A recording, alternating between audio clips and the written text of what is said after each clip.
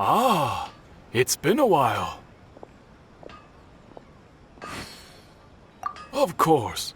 Go ahead. Oh. Now there's a question I wasn't expecting. Very well.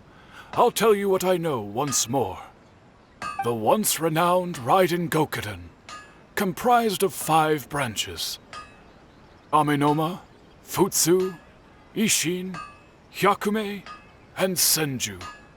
The art of forging practiced by these 5 clans was first taught to them personally by the almighty Shogun. Over time, the 5 branches diverged from one another as generations of bladesmiths honed and perfected their craft until they became 5 distinct traditions. Most of the great swordsmith clans of old have since fallen into decline, and for a long time, only the Amenoma branch kept its art alive. But fortunately, Kaedehara Kazuha recently returned to Inazuma and took up the mantle of the Ishin art. Now, 2 clans remain of the original Gokuden 5. If my memory serves me right, you yourself were present when he forged the Ishin blade. Oh, yeah, we were! Paimon remembers that now. We learned a bit about the decline of the Raiden Gokuden then, too. It seems like such a shame. That, my friends, is a tragic tale indeed. In fact, this was not made known to me for most of my life. All these years, I knew of those great clans' demise, but never the cause. Only recently, when the question was on my mind, did I ask Kaedehara Kazuha about this. He told me that, as we are both heirs to a branch of the Raiden Gokuden, it was right that I should know the truth. There is no harm in telling you, but I must warn you. It is a dark and sorrowful tale. The Raiden Gokuden were the targets of a murderous rampage by a vengeful bladesmith. Vengeful? Why? 400 years ago, so I'm told, there was a catastrophic malfunction in Tatarasuna's furnace. One brave swordsmith heard the commotion and chose not to flee, but he rushed to the scene, hoping to prevent a disaster. Tatarasuna was home to a state-of-the-art forging and smelting operation in that day, and overseeing it was the armory officer. His surname was Niwa, though he had family ties to the Kaedehara clan. Knowing that they had just one chance to save countless lives, Mr. Niwa and the swordsmith leaped together into the furnace. The furnace quickly stabilized, but neither of them made it out. The smith's death, though heroic, dealt a devastating blow to his family's fortunes. His orphaned son was left to fend for himself, and grew up deeply resentful at the world. In his heart, the whole of Inazuma was culpable in his tragedy. He hated the almighty Shogun for her apparent indifference towards his father's death, and he hated everyone who had done nothing to try and save him. Powerless and destitute, the only legacy he had to pass on to his children was his hatred. Generation after generation bore this grudge, living in utter misery. Alas, if only the story could have ended there. But 100 years ago, the then head of this family reached the end of his wits. He could bear their fate no longer, and yet he could do nothing to change it. Finally, he made a drastic decision to take revenge on the Raiden Gokuden. In doing so, he sought to vent his pent anger and shake the very foundations of Inazuma's forging industry. In his fury, he murdered indiscriminately, killing even bladesmiths from the Hyakume clan which he belonged to. His goal was absolute, the devastation of all of the Raiden Gokuden. But when he came to the Kaedehara and Kamisato clans, his killing spree came to an abrupt end. He failed to catch them unawares. They fought back fiercely, and they did not spare his life. That is why the Kaedahara clan and their Ishin art survived that day. I suppose they were the lucky ones, under the dire circumstances.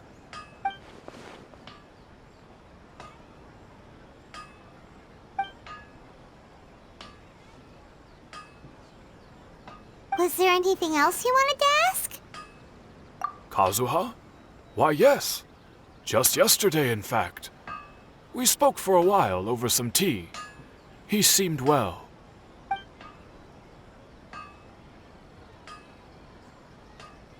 My pleasure. Don't tell Paimon. There are other places you want to visit too, right? Your expression says it all. You can't hide anything from Paimon. On to the next stop. Lead the way, traveler. Paimon will be right behind you.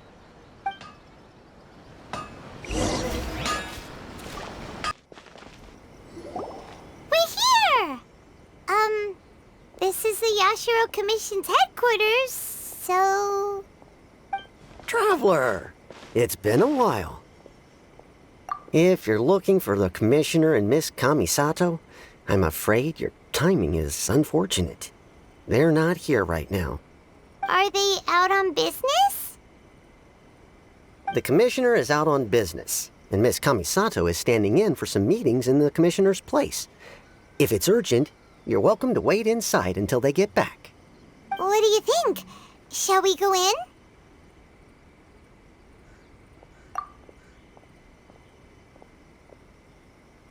If it were anyone else, I couldn't allow it.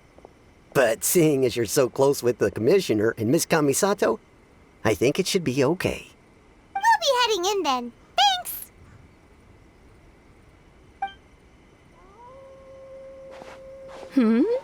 Hello, dears. Is there something you want to say? Of course, traveler. Yes, I know who you are. Miss Kamisato has told me about you. What would you like to know? Oh, they're both very well indeed. Lately, Miss Kamisato has been rather busy attending all kinds of meetings and occasionally paying visits to some local organizations on the Commissioner's behalf. As for the Commissioner himself, well, you know, busy as ever. That much hasn't changed. Although he does seem to be in a rather good mood these days. So pretty much business as usual in the Yashiro Commission, huh? Very much so.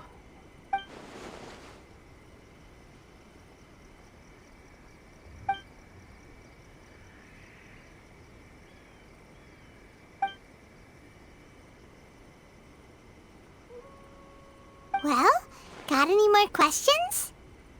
You're very welcome. In fact, I would love nothing more than for you to come and visit more often. But I'm sure you must be far too busy to have time for that. Miss Kamisato talks about you all the time. She seems so thrilled to have you as a friend, and she's always saying how talented you are and how much she admires you. I must say, many things in Inazuma seem to have taken a turn for the better since you arrived here. So you're not just Miss Kamisato's knight in shining armor, you know. You're a hero to us all. I mean it. Whenever the Commissioner dines at home, Toma always joins him. I always find myself at my most relaxed when I'm serving the two of them and listening to them chat away. The Commissioner has such a busy schedule that he doesn't always have the chance to take his meals at home. But given the opportunity, he always prefers to dine here. They say it's because Toma is a much better chef than most. Oh, the commissioner is so fond of home comforts. They get to talking about you sometimes, too, you know. Always with a very fond tone. The way one would talk about dear old friends around whom one can truly be themselves. Miss Kamisato occasionally joins them as well. Whenever the whole family gets together and they start talking about people they've met and experiences they've had, you always get a mention. It's been many years now since the late Mr. and Mrs. Kamisato passed away. Much has happened in the Kamisato clan in that time. As someone who is old and gray enough to have watched their son and daughter grow up, it makes me so happy to see them meet a dependable friend whose company they enjoy so much. So, in the future, if you ever do have the time, please know you are always very welcome at the Yashiro Commission headquarters. There will always be at least one old lady who would be delighted to have the pleasure of your company. Wonderful. Thank you. Paimon likes it here too. Also, you were saying something about the food here being really great. Paimon's itching to try it. We may just have to invite ourselves around for dinner sometime. Paimon meant we should come pay a visit again real soon. Ideally around dinner time. Of course. You're always welcome.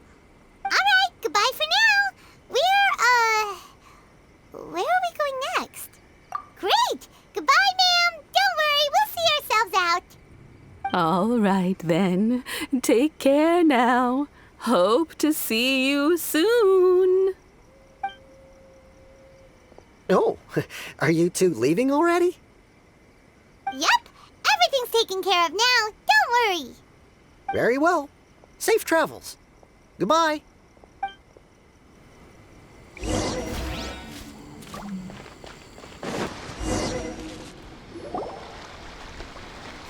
Do I have company? What kind of person comes to a place like this and just spaces out? Let's find out. Come on, let's ask this guy. Hey, I wasn't spacing out. I was pondering some problems. Sure you were. Your eyes were glazed over, dude. You were a million miles away. Why are you making fun of me? I told you I wasn't spacing out. I was ruminating on some problems. Technological, environmental, and so forth. This is Tatarasuna, after all. Oh, he said Tatarasuna. Looks like we came to the right person. Oh, is there something you want to know about Tatarasuna? My name's Xavier. Certainly do. I've researched the furnace here in some depth. If there's anything you want to know, just ask away. Like the back of my hand? Make no mistake, I have been here a good many times before. Not only that, but I've met people in Inazuma whose families used to live in Tatarasuna years ago. They said it's all true, the history here. Oh, well, it's a long story, don't you know? The tale of Tatarasuna starts a long time ago. I'm told that its history is one of the most foremost forging and smelting operations in the nation, goes back around 1,000 years. Still, the furnace has had a couple of serious maintenance issues along the way. A couple? When exactly? One was just in the last few years, the other was several hundred years ago. A fun fact, I'm not the first Fontaine tech guy to come and work on it either. There was a guy back then, too. They say he was a mechanic who consulted on a technology upgrade. It seems like the technological collaboration between our two nations goes back a long way. How about that?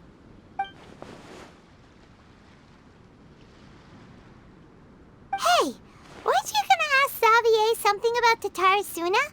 Come on, ask already. Oh, I didn't realize you two were here for a history lesson. Me neither. Paimon doesn't know what's gotten into this one today. Feels like we've been preparing for a history exam or something.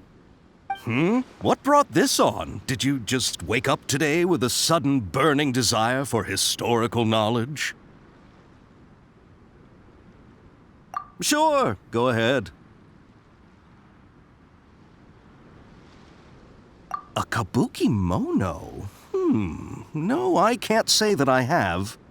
I do know the word, Inazuman, for those eccentric types who always go around dressed to the nines. Just the sort of person that I'd like to meet, actually. But sadly, I've never had the pleasure, nor have I come across anything to do with a kabuki mono where Tatarasuna is concerned.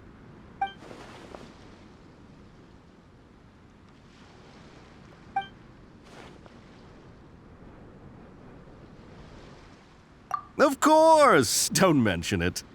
Oh, we're leaving? Okay, bye, Xavier. Oh, you're most welcome. More than happy to help. Farewell.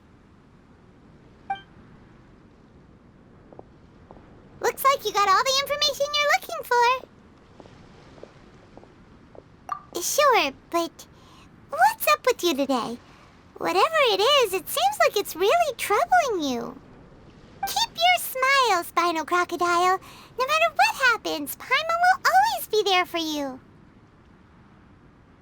Hey, don't mention it. All right, let's head off and go meet Nahida.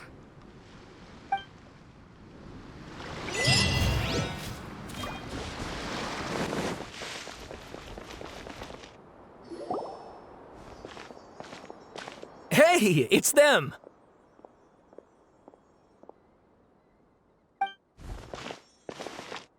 Akaba, Sawada, you're still here?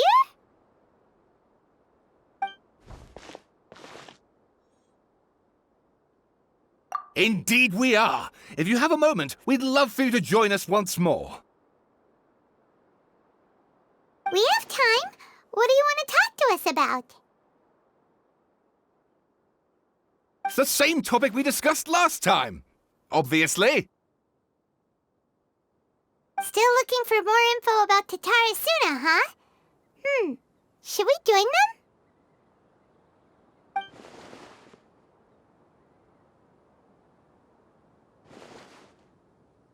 Unfortunately, we haven't made any real progress. Huh? Oh, of course.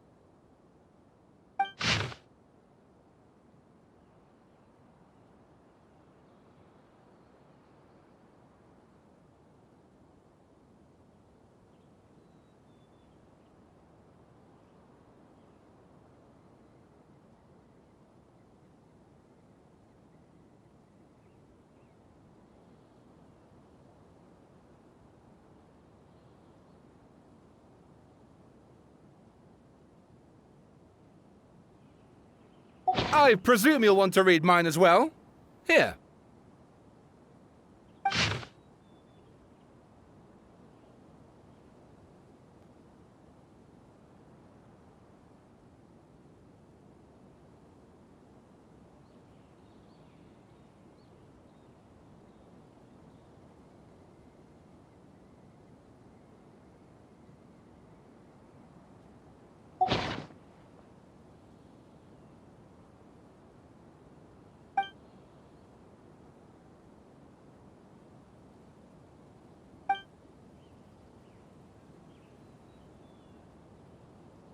Well, what do you think? Hey, Traveler. Remember how last time Akaba was saying how he wished he could gather more information about all this? Well, we just got back from Inazuma. So how about we tell them what we learned? What did you find out? Something big? It's It's a long story. Basically, we have some friends in Inazuma, and...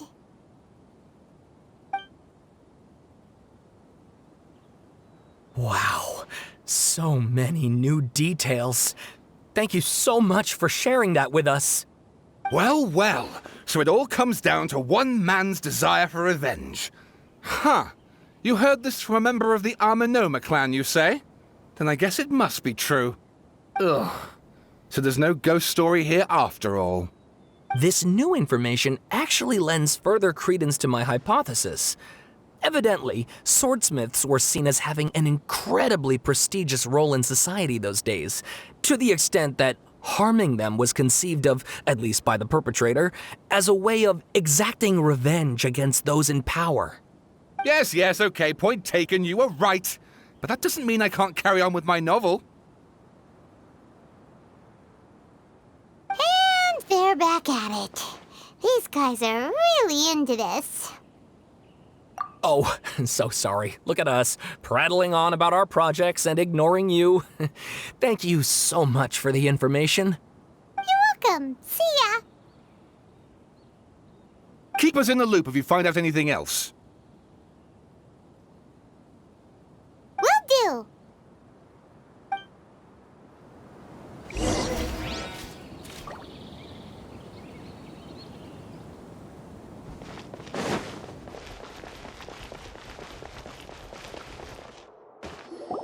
Nahida, we're here! Traveler, Paimon, how have you been? Ugh, where to start? Paimon hasn't had a moment's rest this whole time. That night, we ended up chatting and chatting until suddenly the sun was up, and then he decided he wanted to go to Inazuma. The Balladeer? It sounds like some kind of code name.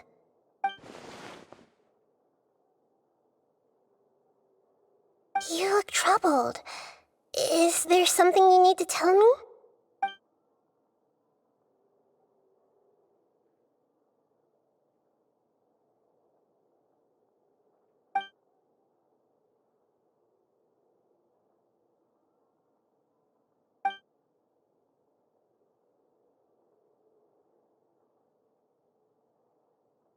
Traveler? Hey, what's wrong? You look so upset.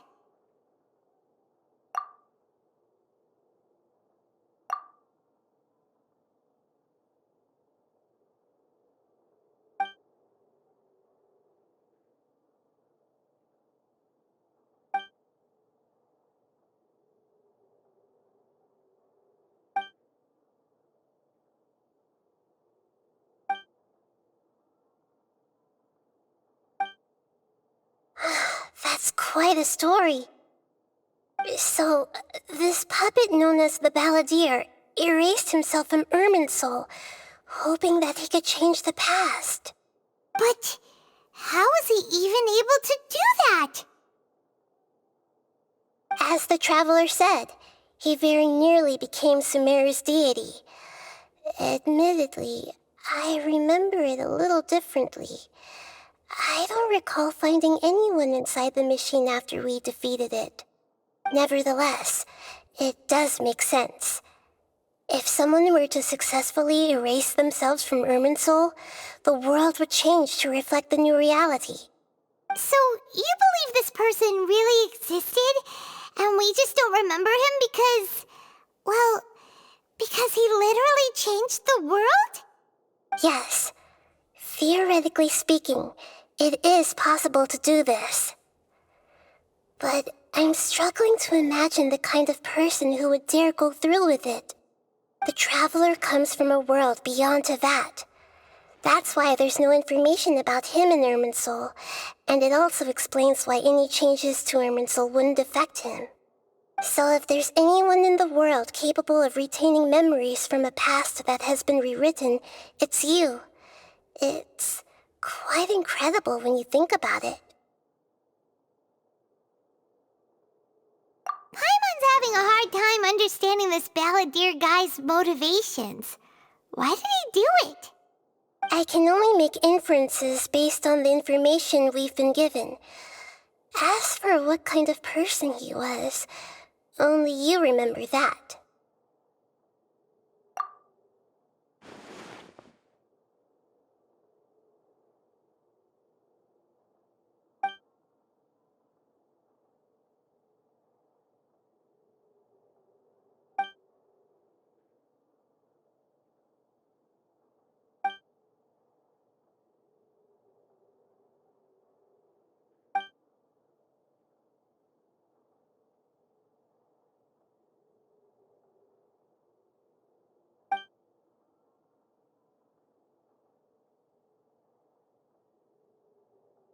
Something else worrying you?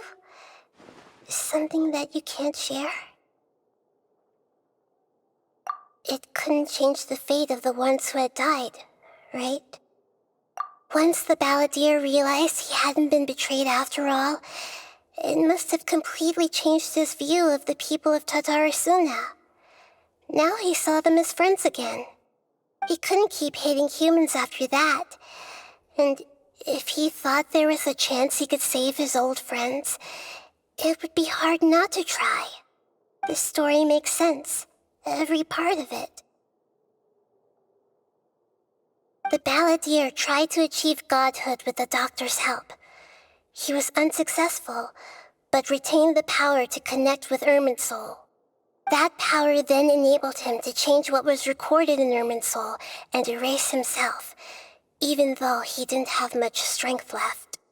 Yeah, it does make sense, but it still ended in tragedy for his friends. It just feels so hopeless.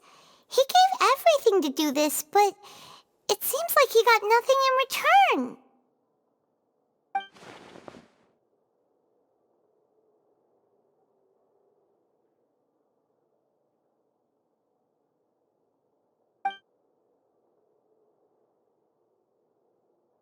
Please wait a moment. I want to check something. Found it. This should be the one. It turns out that I have a strange way of confirming everything he has told us. What is it? A record from a personal collection. It was tucked away in a corner. You should take a look.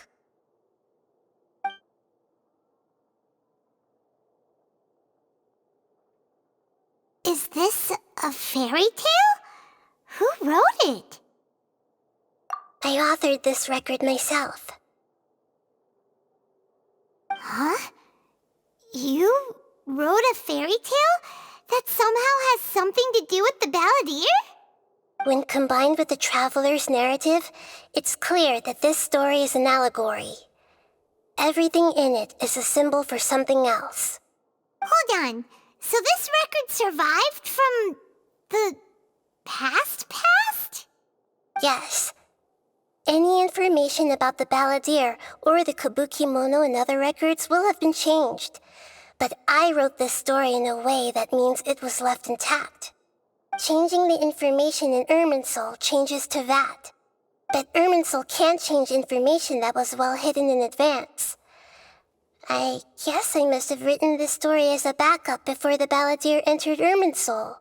That's incredible! What a great idea! And sending the traveler into Irminsul with the balladeer must have been a further precaution. I knew he'd remember everything. This story is abstract enough that it still resonates with the present information recorded in Irminsul. But if we connect all the different pieces together, the true story that emerges is the one he told us, the now erased life of the balladeer.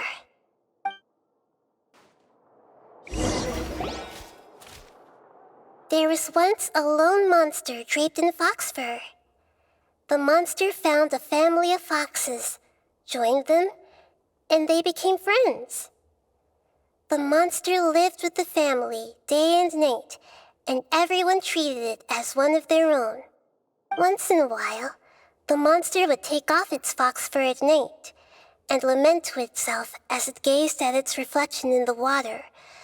I am a monstrosity, Yet they are too foolish to see it. I pity them. But the monsters soon found solace when another came to live among the foxes who was not their kin. A kitten, carved from the wood of a white tree, who had been abandoned by the humans. The kitten too wished to become a fox, but its tail was too slender, and it could not grow a coat of richly colored fur. Yet when the other foxes saw this, they spoke words of comfort to the kitten. Even without a tail and fur like ours, you are still one of us. Furious at this happy resolution, the monster lit a fire on the mountain. The terrified animals panicked as the fire spread. The only way to extinguish the flames was to make a sacrifice. A gray fox stood up and addressed the monster. It said, "You are the cleverest among us. Surely you can help us find a way to solve this." The monster smiled, led the fox toward the fire, and murdered it. The gray fox's heart was turned into a beautiful drop of water, clear, spotless, and pure. The monster gave the heart of water to the kitten, telling him, "The foxes have decided. You are the one who must be sacrificed. Take this, quench the flames, and die for your fox kin." The fire was extinguished, but the kitten lived. It left that side of the mountain and found a little bird who had a broken wing. The two promised they would spend their whole lives together, but the little bird did not have long left to live. It passed away soon after. After burying the bird, the kitten left the mountain for good. Never again would it cherish a single creature nor a single blade of grass that stood on that mountain. The kitten spent the nights wandering aimlessly, gnashing its teeth at the moon. How it wished to swallow the moon and devour the moonlight. If the world could only return to darkness, then it would finally be peaceful and content. I will become the new moon, the answer to everything. Then, no one will know that there were once birds, foxes, and cats in this world. And no one can know that they were different.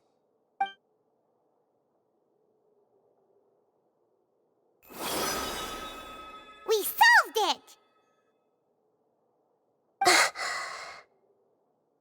I remember now. This is not just the Balladeer story. It is his very own memories. I made a backup so that it would be preserved no matter what happened. To become a god, he was experimented on and modified countless times. It was brutal torture, and the only reason he was able to survive is that he was a puppet. This memory was extracted from him by the scholars. Presumably, they kept it to have something to defend themselves with. Creating a deity was just the first step. Some of them wanted to be able to control it. That's why they backed up his memory for later use. I buried it deep inside one of my own dreams, and then hid it inside an allegorical story so that it wouldn't be altered.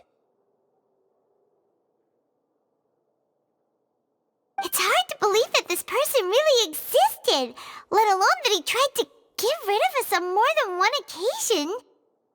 Paimon has no memory of him at all. He completely vanished like a puff of smoke.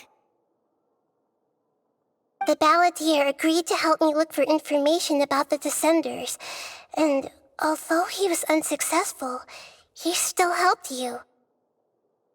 Before he vanished, he confirmed an important detail, that Conria was where your twin first came into this world.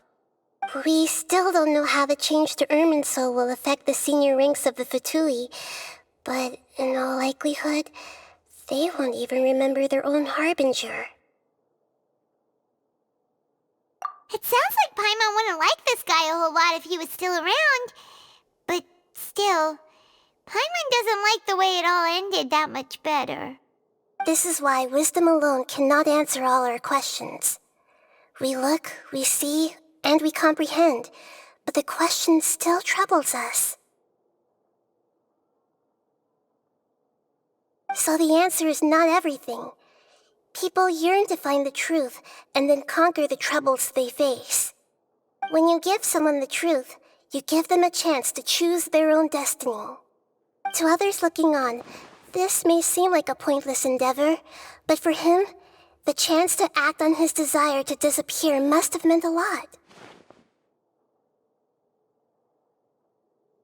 Never forget that even when we walk beneath dark clouds along a road filled with suffering, the light of wisdom is always there, guiding us toward a better destination. And that is what you have been doing all along. Yeah, Nahida's right. Cheer up! How about we go get something to eat? We can pick up this heavy conversation again later. Good idea. Paimon, why don't you take him out for a walk to clear his head?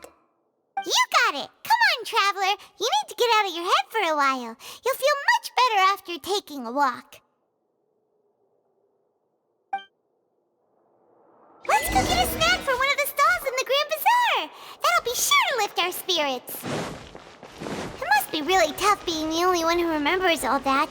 But Paimon's always here to help cheer you up.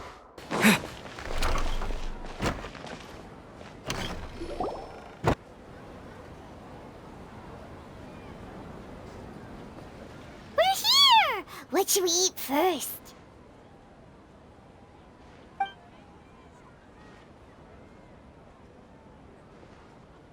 Hey, are you gonna answer or what?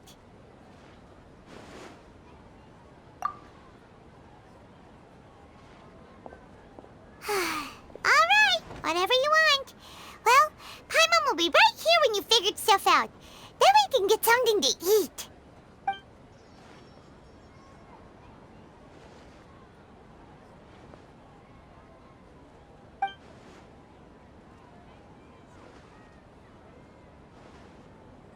What is it? Have you figured it all out?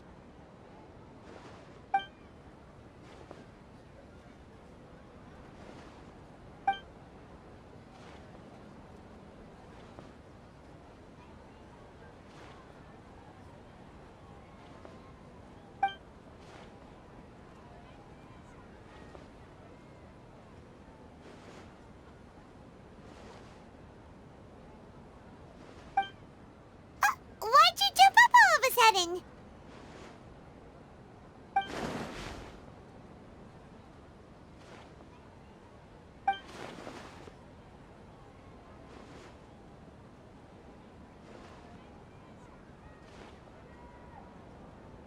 Excuse me, boss. There seems to be a small problem with the last bill. Look, here.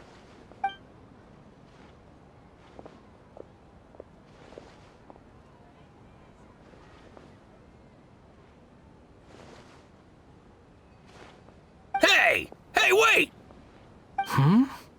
You mean me? No, not you. That kid! Didn't you see? Little rascal grabbed my last 2 fresh Sunsettias and ran off. Look, if you're gonna help out here, you can't keep spacing out, okay? What is it? Work's too boring for you? Or has the big city got too many distractions? I wasn't paying close enough attention. Sorry, boss. I think you're right. Maybe it's the city. It's so exciting. It can be hard to focus. Who's that guy? You know him or something? He's who? You're a strange one, kiddo. You say you don't want any money for helping out here, and then when I actually give you some work to do, you keep letting yourself get distracted. I don't want to take advantage, so I'm happy to pay you what I'd pay anyone else. But if you keep acting like this, pretty soon I won't be able to afford to. No, please. I mean it. You don't need to pay me anything. I'm just so thankful you agreed to take on an outsider like me. You're welcome, I guess. But I got bigger things to worry about. Look, we're all out of Sunsettias, and I promised the lady down the street I'd deliver a fruit bowl this evening. Leave it to me. I'll find some more. Just a moment. I'll be right back. Stop. I'm gonna level with you, kiddo. I've never met a worker who said they didn't want a wage before. And at first, I got greedy. Couldn't believe my luck. But I figured you'd start asking for something in return eventually. You don't want money. You don't take days off. And in your free time, all I see you do is wander around, taking in the sights. Are you a drifter or something? That's right, I am. We can talk more about that later. First, let me get those fruits you needed. Sunsetius, was it? I'll be right back. Hey, what do we do now? Okay, stay out of sight. Don't let him see you.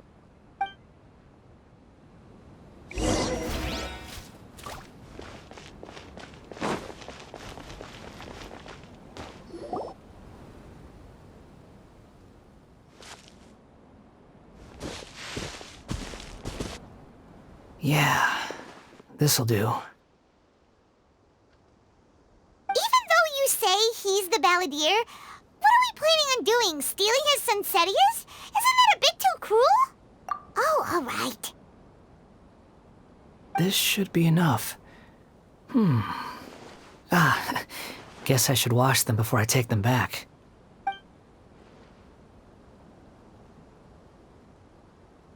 Huh? You two over there. Is there something I can help you with? He spotted us! You've been following me all the way from the city. I'd have to be blind not to notice. Have we met before? No, we haven't met. But you know me? I have no recollection. Are you absolutely sure? Sorry, but I just can't take your word for it. A puppet? What makes you think that? Huh? You were right! The look on his face! I guess you do know me after all. That is not something I share with a lot of people. Look, I'm just a wanderer. But seeing as you've gone through all this trouble to track me down, I'm sure whatever it is must be important. Okay, but please let me deliver these goods to my boss first. Are you really working for that guy? He said you don't want any more for it. Is that true? Yes, I ran into him out in the wilderness during a storm, and he let me take shelter in his cart. In return, I said I'd be his helper for a while. That's oddly nice of you. Let me take these back. Then I'll come with you, okay? Then let's return to the city.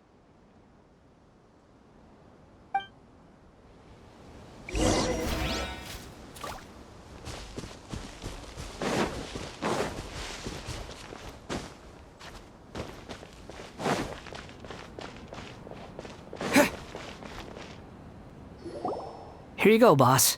I'll leave them right here. Oh, you really went and picked some more. Who are these two? Something's come up, and they need to borrow me. Sorry, boss.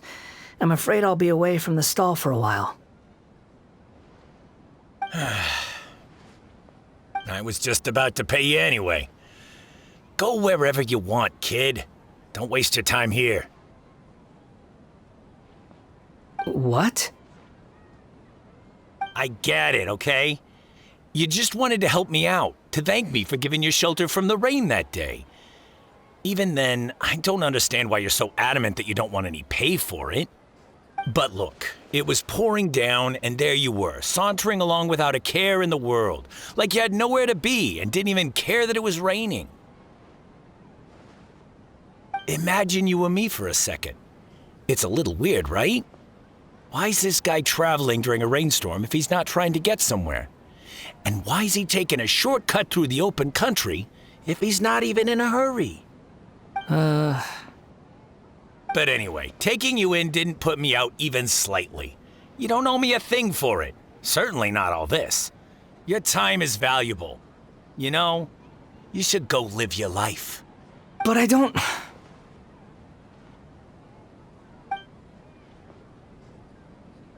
No, you're right. Then I suppose this is where we say goodbye. Thank you again for taking me into the city. Don't mention it, kiddo. I've run into all kinds of characters over the years. I just hope you find your path.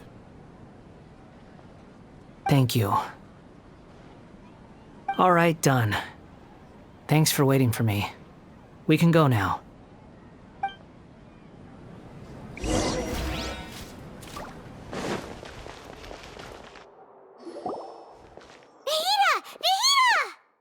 What's wrong? Huh? Are you? Hello. I do apologize for the sudden intrusion. We found this guy in the street, but he doesn't seem to remember anything. So, yeah, quite an eventful walk.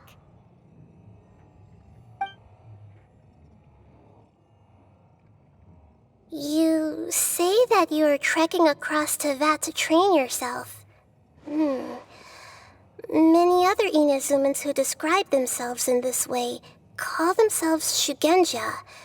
Why do you refer to yourself as a wanderer? Well, it seems more relevant in my case. To me, it sounds like a plant with no roots. But these two claim that they know me, and that I have a hidden past unknown even to myself. I wouldn't call it the past, but rather... this is a difficult one to explain. I don't like to rely on using terms like this often, but in your case, it seems that it ought to be called previous incarnation. Oh, like a past life or something? Yes, something far more distant than the past. So far away that you cannot perceive it. Okay, I have to ask. What was I like in my previous incarnation?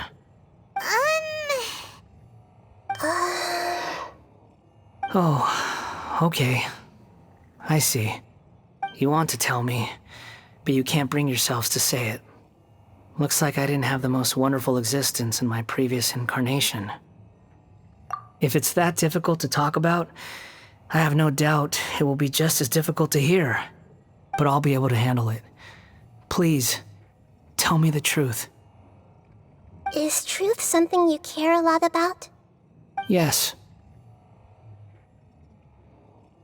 Then I'll be straight with you. In your previous incarnation, you did many things that would be considered evil. You nearly died because of what other people did, and many died because of you. As a non-human being, you hated gods and humans alike. You drifted from place to place, never able to settle, even where you found status and identity. You adamantly believed that you were missing a heart. Actions rooted in persistence sometimes bear bitter fruit. Sometimes, you have to let parts of yourself go, or you'll never be happy.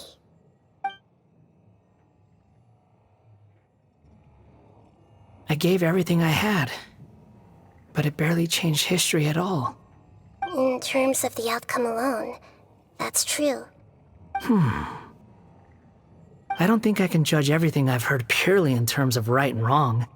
Each choice a person makes belongs to a specific place and time, a chain of cause and effect, a cycle of karma and consequence. That is the nature of truth. If one thing is right, its opposite must be wrong. And yet, dichotomies like this are not enough to explain the world in all of its complexity. It seems like my previous incarnation wasn't the most likable individual. We're not trying to hurt your feelings or anything, but yeah, we weren't your biggest fans. If we were enemies, why are you trying to help me find the truth? This is so frustrating! me, but now he's just some random stranger we met on the street. He's got so much to answer for, but we can't make him talk because he doesn't remember anything. What a weird situation. Lesser Lord Kusanali, as the God of Wisdom, I trust that everything you told me must be true. Yes, it's all true. I can even show you the memories themselves, if you're willing. Please, I want to see them for myself. I want to experience my own transgressions. Even though it will cause your present self great mental anguish? I'm just a puppet, with no heart and no name. There is nothing in this world for me to cling to fill the void within me. Except maybe these sins that can never be undone. Very well. As you wish. Wait, shouldn't we go with him? This one's kind of on us for bringing him here. Don't worry. Whatever danger I might face, it's my burden to bear. Traveler, could I ask you to supervise him on my behalf? Oh, good point. Given your, unique situation, we'd better keep an eye on you. Understood. Thank you. Now, prepare yourselves, everyone.